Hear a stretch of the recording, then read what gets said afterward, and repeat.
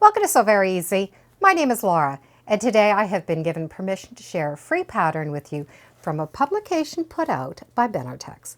And this is the free pattern.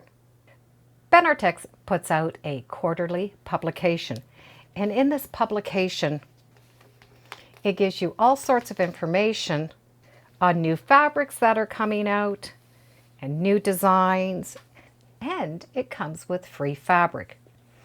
The fabric is a latest collection, so it gives you a little sneak peek before others get it.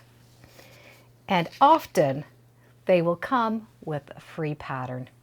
And this pattern is a fun, simple pattern. All of the directions are here with some different layouts. Now I'm going to change the pattern slightly, and instead of using black, I'm going to use green. The pattern has you draw a line up from one corner at 2 3/4 of an inch and on the opposite corner.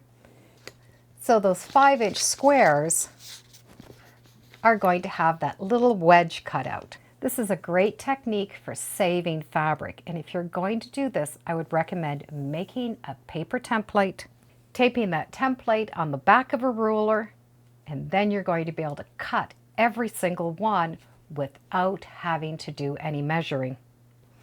And this way does save fabric. But because I'm changing the colors, I'm going to do it a little bit of a different way. I'm going to use a square that is cut at 3 1/8 of an inch and put it on one corner. Draw a line from corner to corner, and there is my stitching line. Once I've stitched that line, I can trim a 1/4 inch seam allowance and take that corner off. That now equals the original size we were going to have cut. I'm going to take all 40 of these squares and add on that one square, stitching and cutting. So I will have 40 blocks that will remain that 5 inches.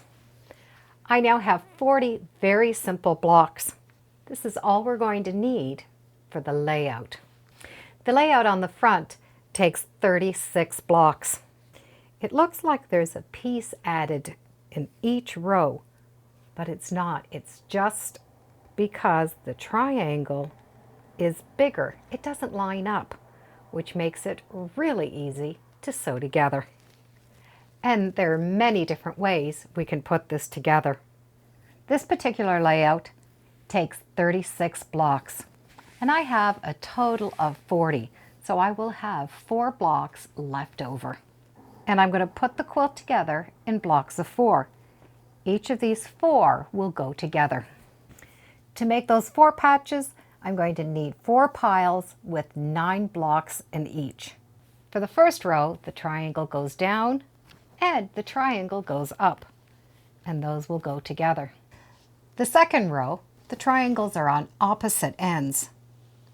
But when they're stitched together, you're going to find this little line with the one point off to the end.